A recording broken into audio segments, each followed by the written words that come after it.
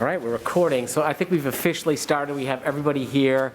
The first thing up on the agenda, which is the Revision Solar Array Project, I was just saying to Jim, I thought I'd start.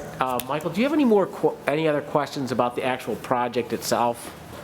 I thought before we do the finance part. Sure, yeah, so no, I don't. I had a question about the siting of the project and you know, based on the images that have been shown, you know, if there was a shadow issue, and the part of the canopy does fall in the shadow of the building, but that's been accounted for, and I appreciate Ron and Dan and Ned's response on that. Yeah, I saw that was a very engineering kind of question, so I opened the thing up and I was amazed that somebody had actually done a study on that, but I felt better if I looked at it. So is there anything else on the array itself, like engineering-wise or project-wise, or? No, not on that aspect of it, so. Okay, so then I had Ron send in that at the last board meeting, in their presentation, I think it's on page, let's see, 23. There was funding for the busport via the PPA, and they threw in 3 options. The first is as is, which we pay everything. The second was $202,000 of the bus port cost was put in the PPA. Sue, wasn't it like some kind of rebate or something, energy rebate of $150,000? Is that what we're using as the offset? That's what I think they were using to offset that.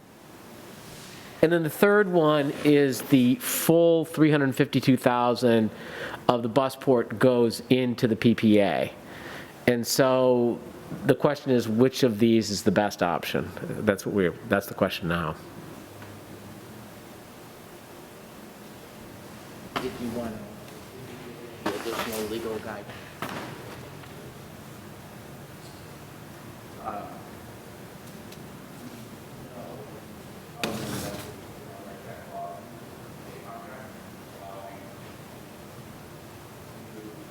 Back out of the PPA rate, carport, if guidance, carport PPA rate. Might be great if you sat at one. Yeah, just grab a microphone. Yeah, that way it's all the. Thanks.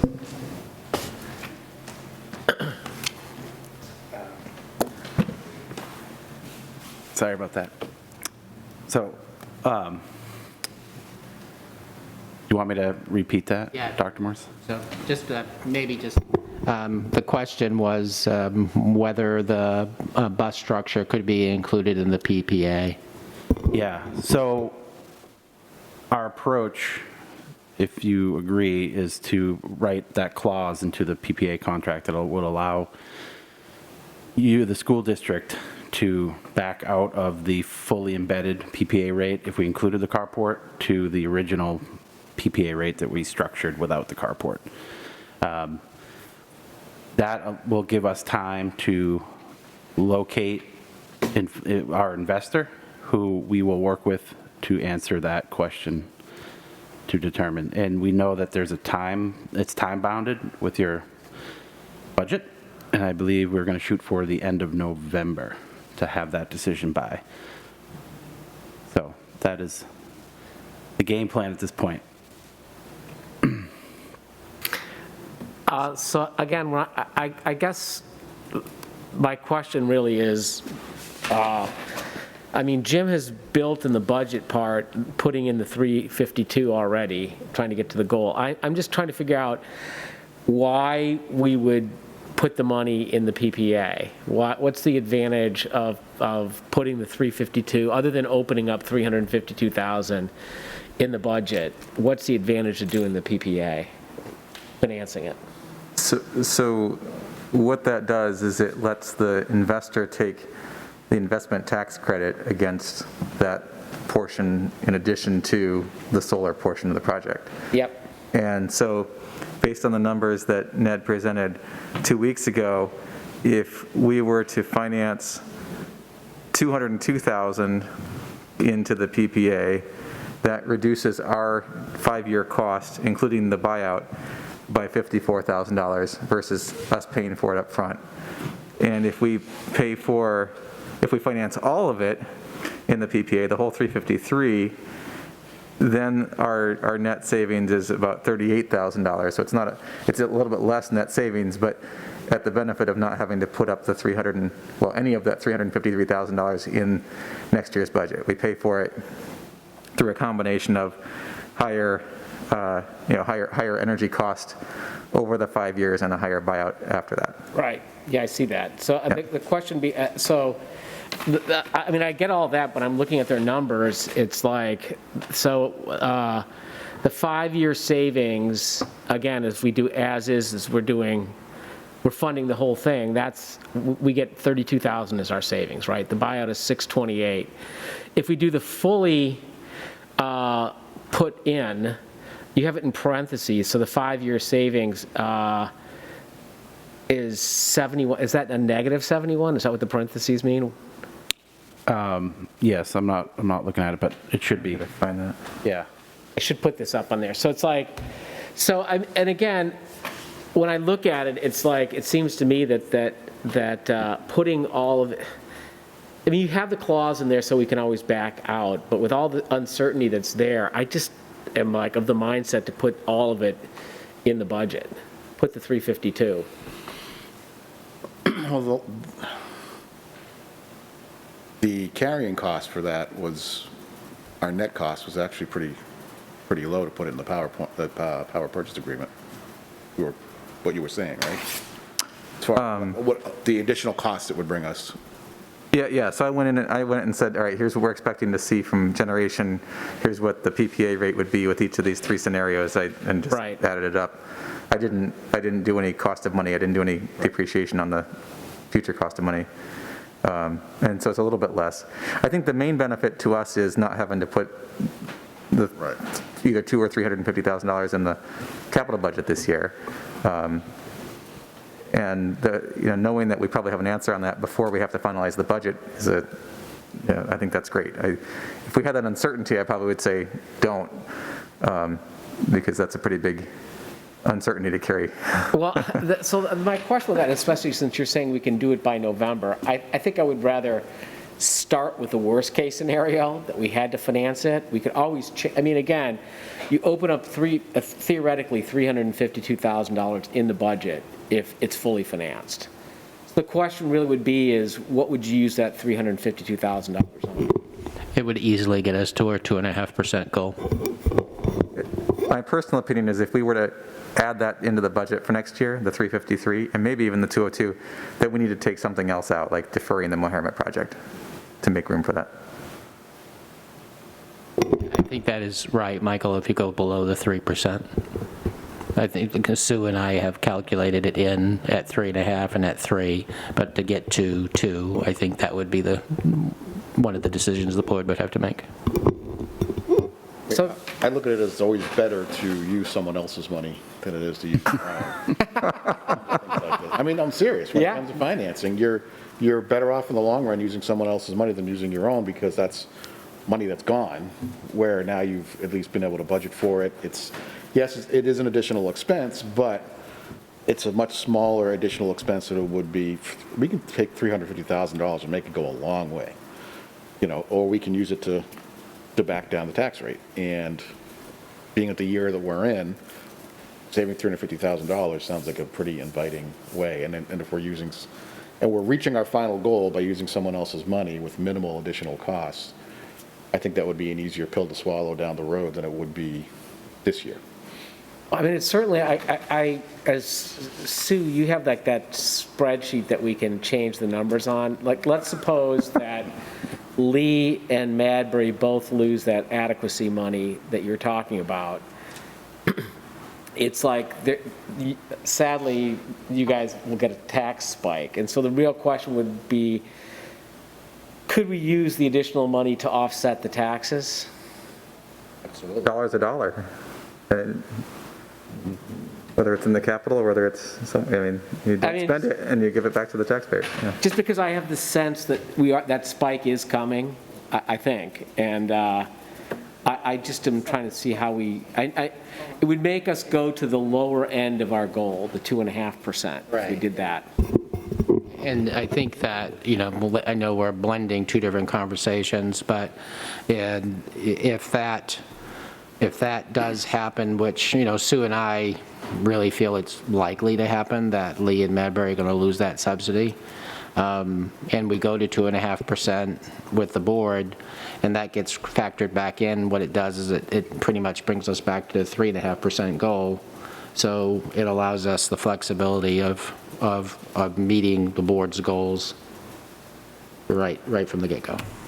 Does that still allow us, though, to build in some of those capital projects? Like, we got to get Meharmet done. Yep. Mohammed is in the 3.5, Mohammed is in the 3, and, when we get to 2.5, this is the conversation that, you have to have, what's the priority? If you put the cost in the PPA, then you can get to 2.5% without losing either project. Well, since you have the clause, there's no downside, right? Theoretically, we can say yes, if it is a positive outcome, we'll go with it. And if it's no, then we know that we lose the 352 and we're going to have to make adjustments in the budget. I think that when we go to the budget meeting with the board, that should be clearly laid out, that in November, we could have this change. Yeah, be upfront about it, obviously, yeah. What part of November do you think you'd have a definitive answer? When do we need? We just got to work on securing the investor in the project so we can finalize an answer. If not, we're going to have to backstop it as a revision and be confident in our decision. Does it make it harder for you to find an investor if we put the carport or the bus board in there? No.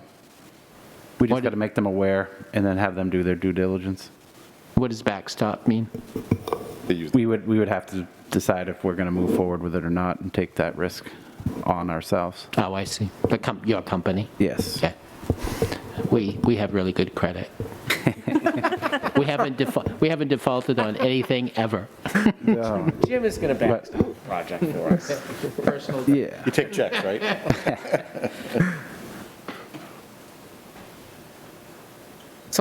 So I guess that kind of answers the question then. So for the next board meeting, we have to actually do something. So what I'm sensing is the recommendation is to say, go ahead and try to finance it in the PPA and try to get to the lowest budget goal. Well, it's going to. I guess I see those two as being separate things. I agree. I think we should try to finance the full 353. How that ties into the budget goal is, there's a lot of other things to talk about there. Yep, all right. My goal is not to get to the lowest budget goal necessarily, it's to give us the most flexibility Yep. when we work on the rest of the budget. Yep, Look at it as we're freeing up these funds. yep. Right. I got To it. do whatever we choose to do. Yeah, yeah. Is 352 a hard cost or just an estimate at this point? That's a hard cost. Hard cost. So again, I don't think there's any downside to this. It either works or it doesn't, right? It's like in November, we just have to, as long as we're mindful of the fact that if they say no, in November, the 352 would have to go into this fiscal budget. And again, I'm fine with that. It's in there now. There's no doubt, I don't think there's any downside as long as we're committed to doing the solar to make the middle school as close to net zero as possible. Yeah, That's the, Well, I think we've had that commitment since the beginning. That's how it got. well, we that's how it didn't, got if we really wanted to do that, we would have rolled it into the bond, and then we wouldn't be having this conversation. Right. But we chose not to do that, so we did, Well, if we roll under the bond, and, you mean the entire solar thing? Because we won't get. or at least the no tax break there. 353. Yeah. So, when I look at this, and I look at the 46% of the energy that's coming off the building versus 54% off the canopy, most of the benefit, when it comes to cost savings for the district over the long haul, we're getting twice the benefit off the smaller part of the array that's the building than the bus canopy. Even though the bus canopy is bigger, the additional capital cost there weighs the whole project down quite a bit. So if you were just looking at this as a financial investment, you would only do the building part. You wouldn't do the bus canopy at this point. Correct. At least I wouldn't. But then the problem is one of the pillars of getting the building built was the energy part of it, so. Well, and that's fine, I just want us to recognize what the cost is that goes with that. This is Yep. not, in the long run, yes, in the short run, no, it increases the cost. Yeah, I mean, when I looked at, this is a non-negotiable, we need the solar. It's like, and Revision has been a really good installer locally, so we have to have it, so, again, so I assume then, so is it next Wednesday that's our next meeting? Yeah. So at next Wednesday meeting, this will be on the agenda, and so we can just say that we're recommending to roll it into the PPA, and that with the caveat that in November, we may have to make a budget adjustment. For the full amount of for the full 353. Yep. Yep. Do we need to vote on that, or are we just, is that a? Who, us? All right, Well, I'll we make entertain a rec- motion, because we're going to have to, I think what we should do is we should make a recommendation till the full board at Right. next Wednesday's Right. meeting. So let's make do you want me to make the motion? The motion to put the full 352 for the busport capital cost in the PPA. Second. I don't have to roll call vote. Yes, no, we don't have to do a roll Don't, call. it's like, just all those in favor, all right. So that's a formal recommendation from the Finance Committee. Yeah, so we have a formal recommendation to put it in. Yeah. All right. That was easy. So will you have a draft contract for us? Yes, we will. To be honest, I expected it tonight. Ned's running a little bit late. Okay.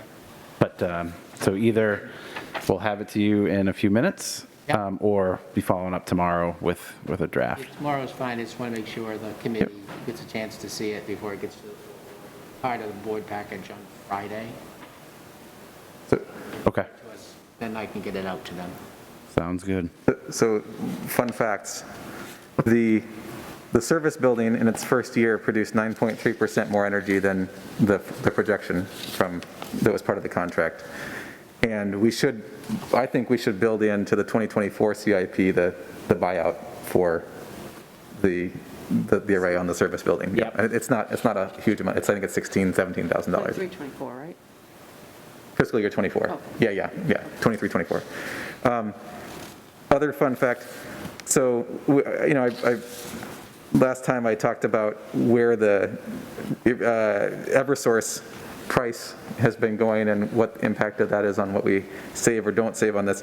The break-even point on the middle school project is about 10 cents a kilowatt hour. So if the price is above that, then the district saves money, and if the price is below that, then the district actually loses a little bit of money in addition to what we're paying for net, we lose a little bit of money over the first 5 years. So not that we're trained for higher energy rates, but that's about where the break-even point is versus we're at, 8.6 cents right now. So I don't think we should be in the energy speculation business as a school district, but to a certain extent we are.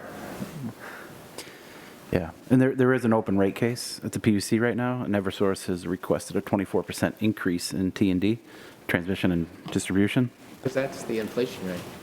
But, yeah, who knows where that will land, but. No, they're trying to take advantage of the generation rate going down, so they're trying to get their share before it goes back up. Oh, and then I'll give you another fun fact. They are also then, all their equipment that goes through each municipality has a value that's taxed, and they're asking for a reassessment of all of their equipment. So, That's a bad fact. Not a fun fact. Yeah, that wasn't fun. No. All right, so I think we have the revision part, we're done. Wow. Great. That was Glad I was able to step in and Thank you for here. move this along. all right. So then that brings You us. can tell Ned you closed the deal. Yeah, exactly. They'll be like, wow, I can't believe how fast that went. So that brings us to the three budget options, and I'll let you run through. Sue, do you want to run through those? What are we looking, which sheet are you looking at? So we have like the three options that we had are the 2.5%, the 3%, and the 3.5%. The things you've placed here in your memo is to get down to the 3%, we had to take a teacher out and 4 paraeducators to save $240,000. And then to get down to the 2.5%, we had to take security and the Mohammed office project out, which is another $342,000. So before we do those, I had a couple of the question I had was the retirement thing that was supposed to be $600,000. Where is that? Okay, so there's a spreadsheet there. I saw the spreadsheet So at on the that end. spreadsheet, you can see what the budget was before we applied the retirement incentive. Right. Way over to the right, you can see what that number is, 676. Yep. That's it. Is that the number you're looking for? Yeah, so I was in the budget deliberations, I looked down where it said, budget with updated salaries and benefits, and it was $51,062,361. So that's a 4.65% increase. And then you had the $628,306, that's the retirement incentive, right? 76. What are you looking at, Al? Yeah. Looking at this, right? I'm looking at that. Yeah, but I have 676. Mine says 628 as well. Mine says 62803. Yeah, it's kind of a standalone out there. It's a standalone with no thing. Well, it says all the way across from retirement incentive applied, so I'm wondering if that is the, I had like down They're here, looking at this. where's it at the, in your memo letter? Tell us we're wrong, because your number's higher. Yeah, I'm just wondering. So you Did said I here, we revise adjusted the that budget with after? retirement This is what incentive, Wendy and we sent last saved Thursday. Yeah. 676, That must have been my 878. So is that what that's supposed to be? What's the 628, 306? No. That's the retirement. Yeah, but that isn't the number I had. I'm sorry. Yeah, the one you have in your memo, it's, the retirement saving is 676, 878. And that's what I have on my sheet, but I must have given Wendy the wrong sheet. So I can email you the right one That right number now. is wrong. Yeah, that you have in the packet. So what is it, 6? It's what's in the memo. It's 676, Let me send you that document. 878. Gotta find it. Hold on. Okay, so my question was, I see the retirement incentive that saves that amount of money, but didn't we have an increased cost of the state was asking us? And that's already built in here? All built in. Okay. Yep. So since this memo was written, I've had a chance to meet with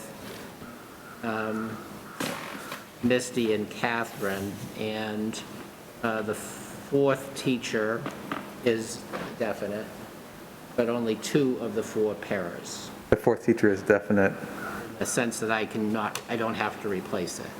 So that was, That's actually, I not was in going to mine. ask that question. So how many teachers are we not replacing in the retirement incentive? Including this newest one, 4. Okay, so 4 teachers, and we're aiming for 4 paras? 2 is what I could get, because I thought that Catherine had more than that, but she said she was comfortable with 2. We had a couple of move-ins, all that shoot up, another 2.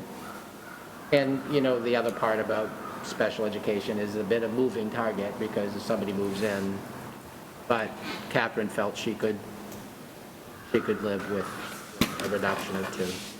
So when we do the budget meeting, I just want to make sure that all of the board members know, they see the savings is 6, that they know what we're actually removing. And Sue and I went through, the relation to the health holiday and the bond savings. We really felt that we could pay the retirement incentive this budget year so that we could capture the savings. to take it out of the fund balance versus take it out of next year's budget? Or is it going to be well, it'd have to be under the fund balance this year, right? Yeah. Well, it'll be before we get to the fund balance, we'll have paid off the retirement incentive. Okay. I think that's the smartest move in terms of realizing the savings, realize the savings right away.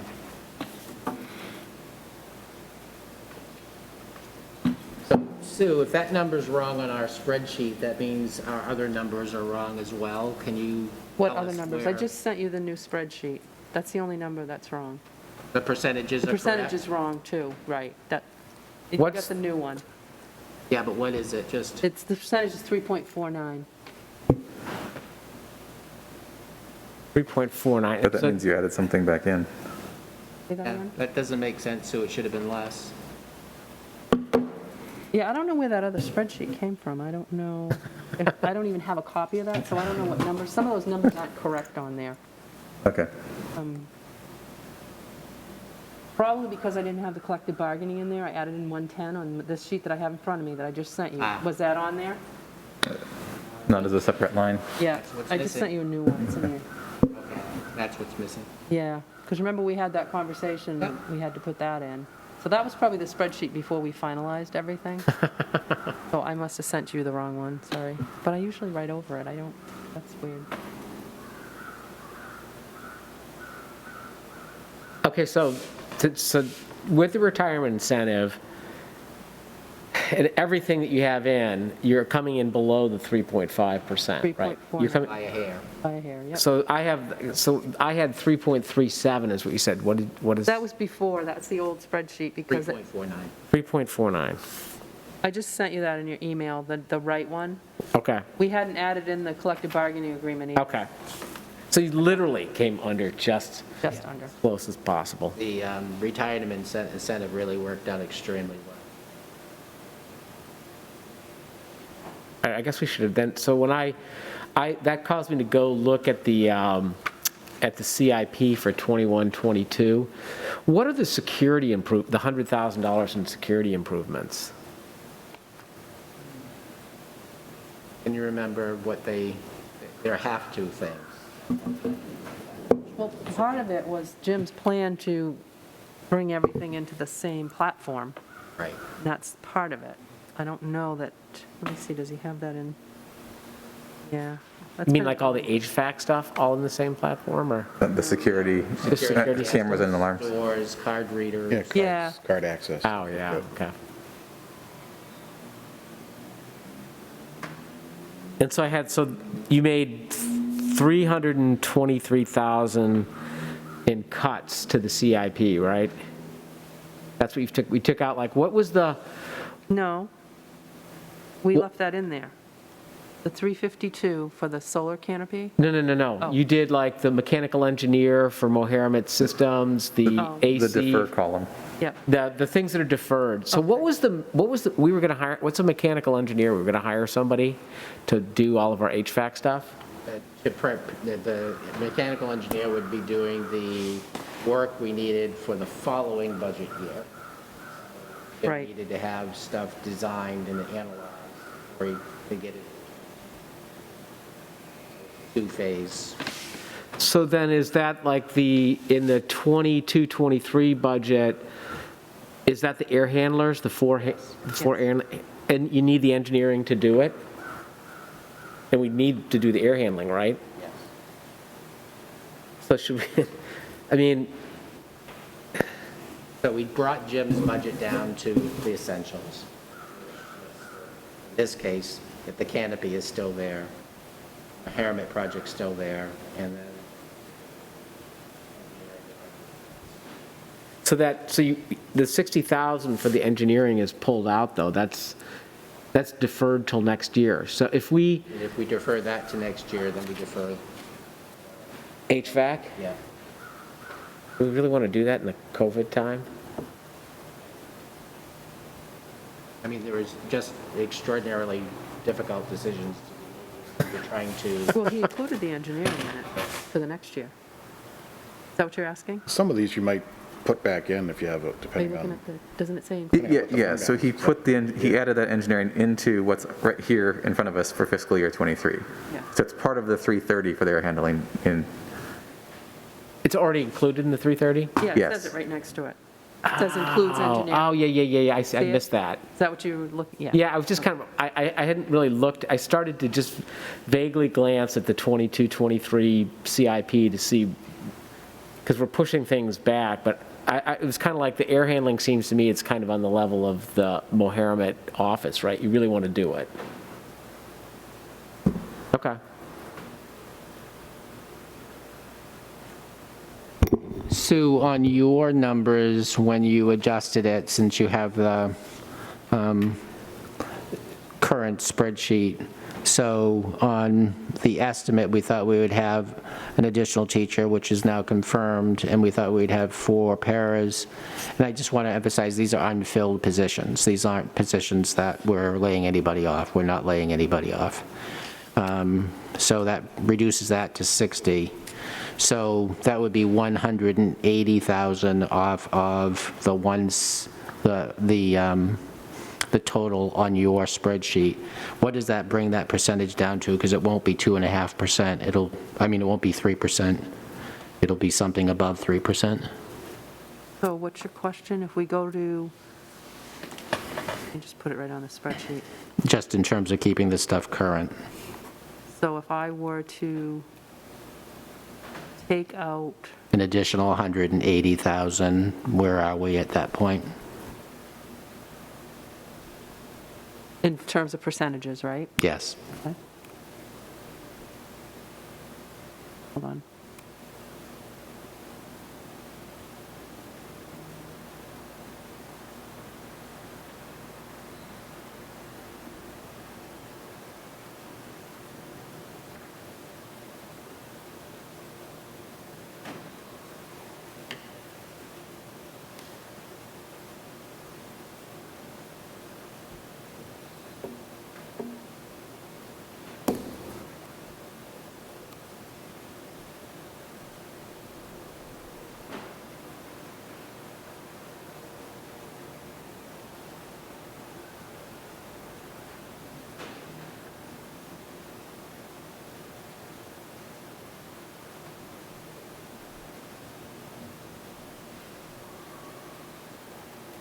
Oops, I did that one.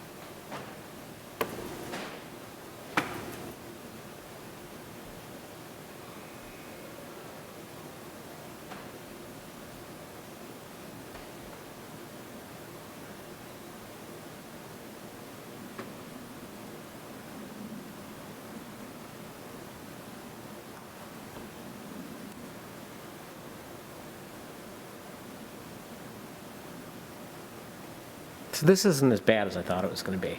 Well, I mean, the bond rate was a massive change from where we were estimating, so that really was a big help. And although the retirement system kind of replaced the teacher increase in cost, it basically became a wash as opposed to an additional 700,000. So we did have a couple of good breaks coming into the season that, I mean, last year when we formed this committee, we were looking at about a 5.5% increase, and, you know, we have been fortunate. I guess the big unknown, of course, is adequacy, but I think we have to work on the assumption that the Madbury Lee funds won't be there. Well, and that's, we only have limited flexibility with how we address that, because anything we do gets apportioned across all 3 towns. We can't leverage one or the other, you know, we can't advantage one or the other Nope. with our tools. That's right. And so, you know, if the structure is put into the PPA, then it also offers additional flexibility for this committee and the full board. 3.12. 3.12. If I take out 180. So that 3.12, what does that include, Sue? That's the, That took out 180,000, which was what? One additional teacher unfilled position and 2 para positions that are unfilled.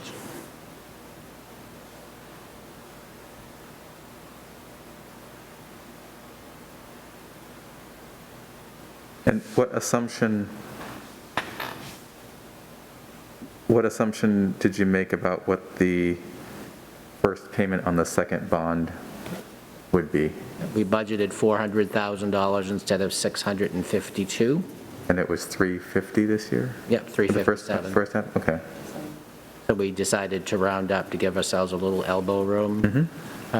If it comes in higher than that, then we would just turn around and say to the board, you know, we estimated 400 and it came in at 650. We estimated 650 and it came in at 357. So 400,000 seems to be a reasonable place for us to budget for, but we really don't know the exact number any more than we did a year ago.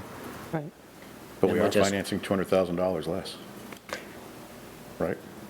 Because we're going 24.8, we had 25 on the first one. Yeah, A little So, bit. And the not bond make a bank- huge difference, but yeah. But the bond bank just sent us a newsletter, and, you know, I think we're really in a good position on the second bond to be pretty close to, if not the same as, the really great rate that we got at 1.97. Fed's been clear that they're not going to be raising rates for at least probably 2 years, they're saying now. So that's a good thing, unless you have money in the bank. And I think by the time this committee meets again, we'll know what the health insurance cost is for sure. And in November, we'll get the number from the state that estimates what adequacy will be. And I think those are the last 2 big pieces for the committee to be able to know, to the best of your ability and our ability, Susan, mine, what we think the revenue and expenditure accounts look like. well, so again, that makes a really good case for why you want to put the busport in the PPE, because it's like, it lets us not really tap into our emergency funds right now. I mean, we're getting, again, if you put that in, that gets us the 3% goal was, we had to add 240,000 in, so we get that. And Yeah. again, we're not touching any of our emergency funds, so it does make a lot of sense to do it. It gets us doggone, I mean, if that ultimately is the way we go, it gets us really close to the 2.5% goal as well, Without considering revenues. without considering revenues. So part of the logic that Sue and I were talking about is our goal, and Michael articulated, you know, my goal isn't necessarily to get to 2.5%. That's not necessarily Sue's and my goal in this conversation either, because if that revenue, you know, and Michael did say, and he's absolutely correct, even though Lee and Madbury lose that revenue, it's distributed across, you know, a district. But we can mitigate to some extent. If we go as low as we're comfortable, and then we do take a hit in revenue, we have a little bit of room to grow and still be inside the budget goals that the board set. And I think that, you know, I think that will go a long way in terms of, you know, the meetings with the council and the select board. When we have that joint meeting, they can see very deliberately how we've set ourselves up so that the worst-case scenario doesn't exceed what the board established as a budget goal. I mean, I'm sitting here thinking about like exactly that, standing up either here at the deliberative session or, you know, in whatever council chambers you're at. But if we've put, my thought was I wanted to come in really lean, but not damage the system is what and I think this is kind of achieving that. It's like, I think it's, if we come in at like 2.5%, we said we've done, really, this is about as lean a budget as we can do, and explain we are sorry that the state is like taking away the funding. I think it gives us a good leg to stand on justifying it. Well, I also think it adds credibility to last year's discussion when we were talking about the fact that we would put together a budget that would include the new middle school bond that wouldn't grow more than our normal growth that they've seen, because putting that bond in was a big conversation, especially in Lee, as they tried to calculate what that bond meant, and, overestimated that, but said it to the public, and we kept on saying, yeah, those numbers really don't mean anything, but they became kind of locked in the climate of Lee at that point, and we come back and we say we've included the bond, we've included $700,000 of retirement costs that we didn't anticipate, and we're still presenting a budget that I think is incredibly consistent with, the past several years. There's no big bump because of the middle school.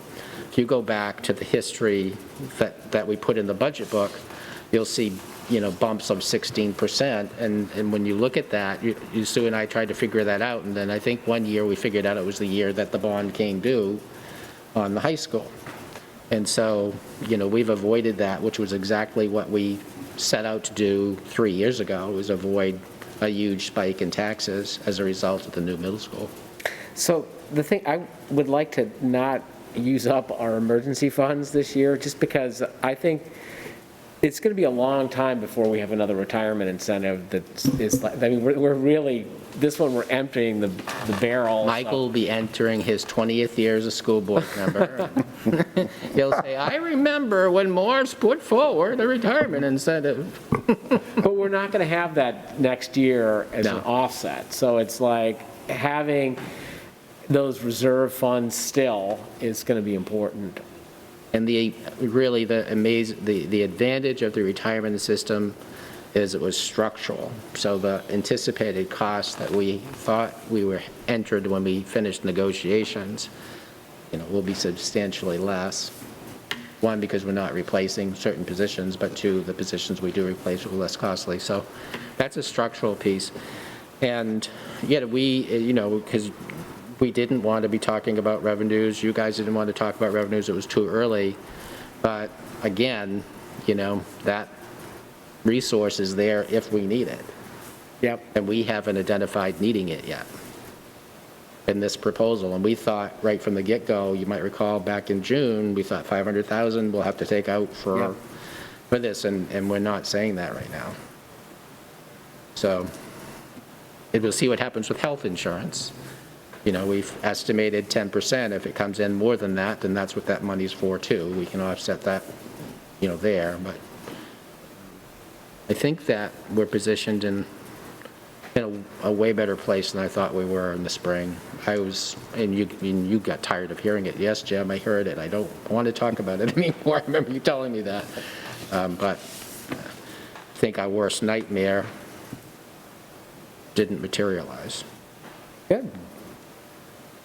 So really, for us, the big thing then is just getting the insurance and adding it in. But, when Denise was talking, I think she was taken aback when I was taking the more financial way to attack the budget, that we really attacked it like this. But I think you did a really good job with the 2.5% and 3% prioritizing it. I think the CIP that's on here is really easy for people to look at. I think it doesn't preclude the different levels. Maybe that's part of this thing where you have a little, the money part I want to focus on a lot, but maybe we could hear from and then we're going to hear it anyway as we're changing the models, but kind of what the needs are of the schools, what their story kind of was for the year. Yeah, and I would also add, Michael sent me an email earlier this week asking about, because the demand at the elementary level has been astronomical in terms of technology support at home. It's interesting because from March to June, we had, slightly more than 100 machines out from the district, and this fall, it's literally been over 300. And so, we didn't anticipate that kind of demand at the elementary level. And so Michael sent me an email asking, what would it take to get to one-to-one, and he had, done his mental calculations, which are actually very, very accurate. And I had been working with Josh about a week and a half before, trying to figure out how to do that. And, my direction to Josh was, and it can't, increase the budget because I'm trying to contain this budget. And he came up with a pretty decent plan where we could get one-to-one in grades 2 through 12.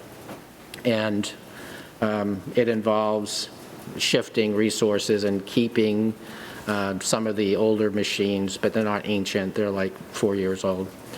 And, I said, that's great, Josh, when the opportunity comes, we should put it on the Finance Committee agenda so we can talk about it. So I would suggest that we add that to a future Finance Committee, because I think Josh has done an incredible job of moving things around, and if we hang on to a certain number of machines, then we'll be in a really good place 2 through 12. And that just left K1 as our problem, and they use iPads as opposed to laptops, which makes sense. And Michael's back of the napkin memo, he thought it was about $25,000 to get to one-to-one K through 12, and that's just about what it would cost to go from 2-to-1 to 1-to-1 in the K through 1 area and iPad. So, when the committee's ready, I'd be glad to have Josh present all of that. It's a lot of very complicated shuffling, but he really had a great plan. Okay, so the weird thing is, like, as we're talking about, so we don't even have all the computers yet for the high school. Coming soon. They actually have indicated that they're being shipped. Half of them are being shipped. We should get half of them shortly. So if you were to go ahead now and say, hey, let's order for the elementary and these iPads, how long would it take us to get them? Well, we don't need to order for the elementary. That's my point, because we will. There's like 900 machines coming in for the high school, and so what Josh would do is take the machines that are currently in the grades 9 and 10 and shift those down to grades 3 and 4. The ones that are, the 9 and 10, the ninth graders, did they just keep their machine that they went up from 8th grade? Is that how it worked? It didn't work that way. The 10th graders kept their machines, and the 9th graders right now are using the teacher's old machines. So in order to get through this fall, we had to do some backfilling because the order was back ordered so far. Right. So the 9th grade machines need to be replaced. The 10th grade machines can stay. The 11th and 12th grade machines, they're not there, so the new ones will do that. So, yeah. So that's what I kind of was asking Todd. It seems, all right, so I have an 11th grader. She has her own computer. Mm-hmm. She's been using it. I was like, in terms of if there's a greater need at the elementary level for somebody who doesn't have a laptop, I was like, it seems kind of crazy to I have to say that you and Michael must be listening in on Josh and my conversations, because both of you are hitting the points that we were talking about, in terms of how do we maximize and advantage the system with these 900 machines coming in. Yeah. And even at the elementary level, I don't know where the greatest need is. I was looking specifically at the remote learners and the difficulty of trying to, for the elementary teachers and the tech integrators to try to explain how to get to all these different resources when the kids are all using a different platform at home. But when we talk to Misty and David, that may not be the greatest need for the elementary students to address specifically the remote side. It may be somewhere else in the elementary population. Yeah, because I can just say from like the 11th grade perspective, my daughter doesn't seem to be like a high candidate for getting a new laptop. She already has a nice laptop. It doesn't, and I haven't noticed any significant problem with her using software or anything else. So Yeah, it's there's like- Well, I think the problem comes down to two is if you need tech help, Yeah, it's much easier for our tech department to help you on our laptops. They can only do so much on your laptop. yep, I heard that. Couple of hiccups, Al, in relation to the high school, is we have CAD programs, and we have the the photography program, Oh, Adobe, kind of? Adobe. And so the laptops we bought are sufficient for everything but those programs. So again, Josh has put his creative hat on in terms of how does he make sure that those kids have the machines they need to do those courses. So we have a need for about 100 high-end computers. And then going back to what Brian was saying, the advantage of having a computer provided by the district is all the software that you need to do Yep. the program is on that machine. Yep. And the machine is tied into the teacher's lesson plans and design. So Yep. I think we will do okay with the juniors and seniors this year. But I think in the future, you'd want to make sure that they had the same option as all the other kids, because that's where your consistency in programming comes from. So with this, we should definitely put that on like the next finance thing. It would seem to me that we would want this then to come up to the board, especially as we start to talk about like the second quarter. Because everybody's going to be telling us what is going on in their lives. And it's like, at least we can roll out, this is what we think we need for the technology, and then here's where we think the money is. So can I ask you and Michael and Brian, is there anything that specifically, based on what we've given you, that you want us to investigate further in relation to, I mean, are there items that you guys were thinking about that we should investigate? For example, last year, Michael brought up the utility issue, and he had identified about $30,000 worth of savings. And, you know, when Sue and I and Jim talked about it, we thought, well, if we level funded utilities, we're anticipating an increase, and therefore we didn't try to grab onto that as a savings. Are there any other places in the budget as a finance committee or as individual board members you want us to push, investigate before we get to the full board?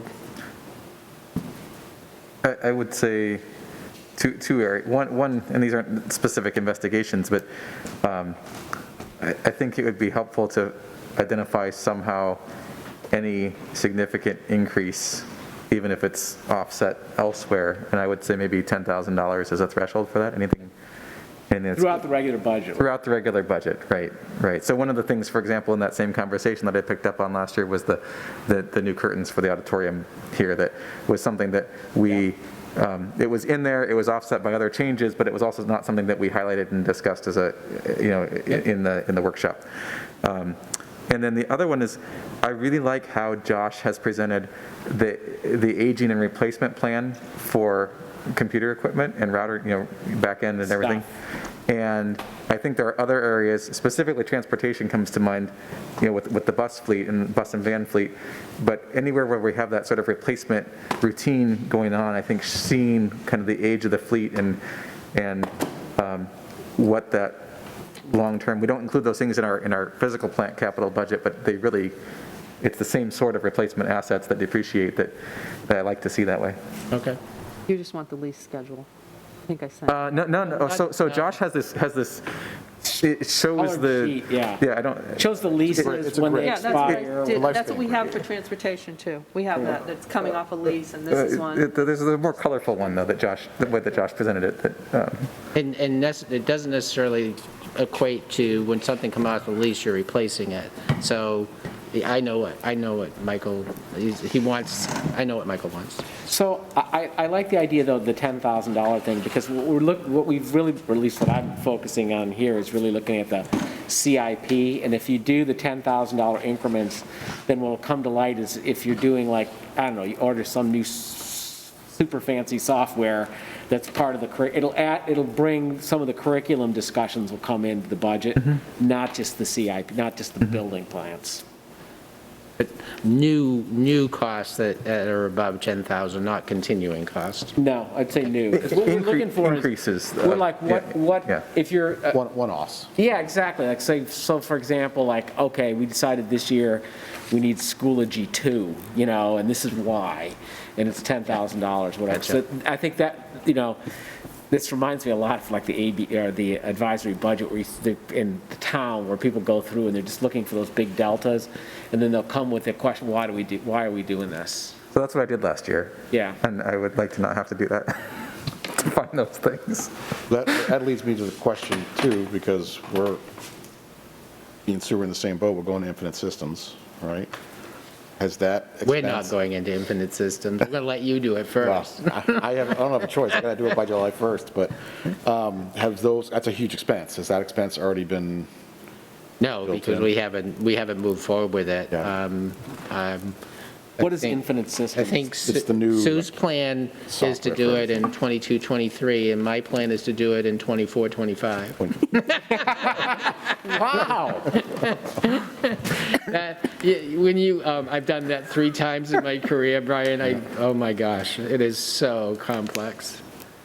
it's the new most updated It's very version expensive. of the, It shouldn't be The too software. 60 bad. grand? well, the thing is 60 that the retirement Because we own system apparently it doesn't work with ADS after by next July 1st. So you're gonna have to be cutting manual checks and all this other stuff. We'll make it work. Are you seeing a budget adjustment, Sue, For what? for the new? New accounting software? Infinite? It's not cheap. No, No, it's very expensive. it shouldn't be too bad because we already own the legacy. It's just the upgrade. 60 grand. Yeah, we had to go full boat. You had to go, because you don't own it at all, right? No, see, we already own, 60 grand is 6 times higher than Al's Delta here. Yeah. So the good news, well, since you're putting it off, you don't have to worry about it this year. Or maybe we do. I mean, again, but then, It's a necessary evil for the future, that's for sure. Yeah. That's a necessary cost that'll be coming up at some point. Yeah, it will. It absolutely will, and we just cringe because we've both done it, and it's not fun. Once I grow through it, maybe I can mentor you guys. You guys, that would be great, Brian. We can't afford the consulting fee for that. yeah. You pay me in cookies, it's fine. We'll swap a generator. Yeah. All right, so we have a pretty good working model.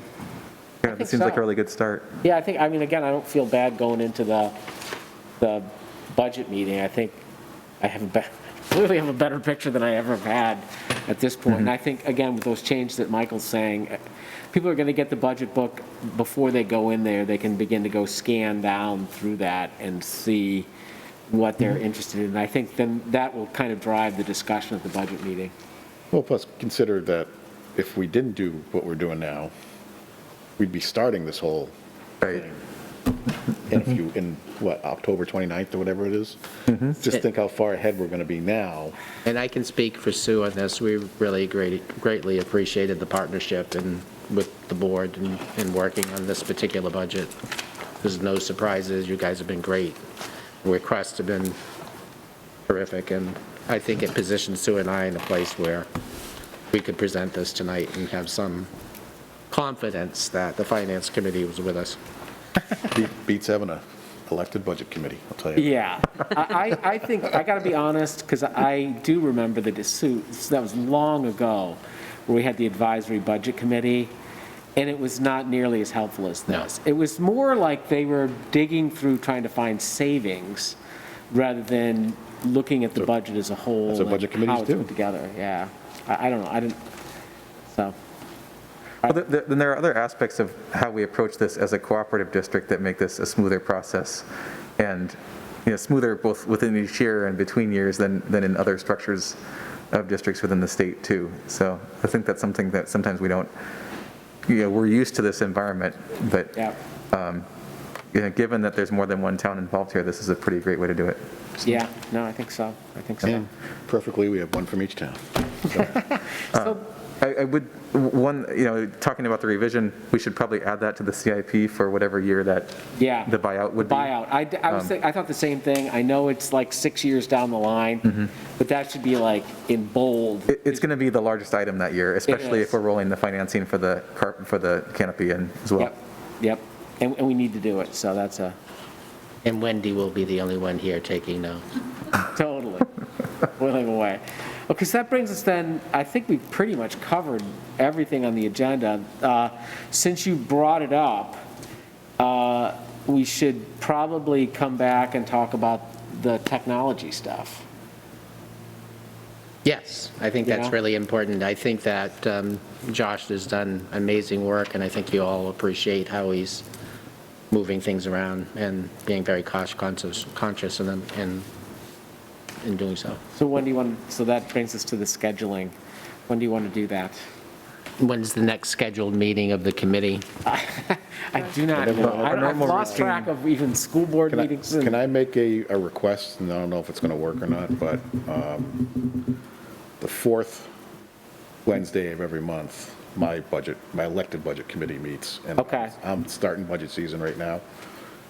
Any chance we could either do Tuesdays, or maybe that one Tuesday, I kind of want to make it regular. I can do Tuesday, I just can't do Mondays because I have Yeah. town council. Yeah. I mean, I was thinking Saturdays. Saturday. That's what I used to do. in I got March. kids, where am I going? I don't know if Where, that works I mean, for Sue and I will make whatever the I committee mean, I can, needs. I mean, I can do the next Wednesday, 2 weeks from now, it's fine. It's just that would be 14th? the 14th. after that, if we can be on a Tuesday, that'd be, Okay, well, I think like if we do the 14th, then the next, what would be officially the budget meeting would be the actual one where we all get together, right? The 29th. Yeah, so yeah, so we don't need one that week. we don't need one that week. So why don't we, can people do the 14th? 14th is good. Tuesdays are generally difficult for me, unfortunately. Okay. Thursdays? Thursdays work. After I that? don't wanna- Thursdays, Brian? No. I can make Thursdays work. I can make that work. So let's do the But 14th 14th and is then good for pick all it of up us. on Thursdays after that?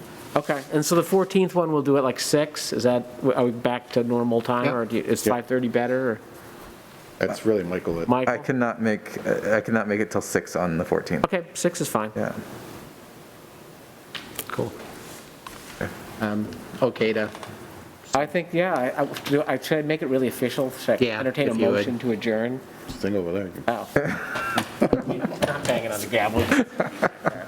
So I'll make a motion to adjourn. Do I have a second? Sure. All those in favor? Yay, we're done. cool.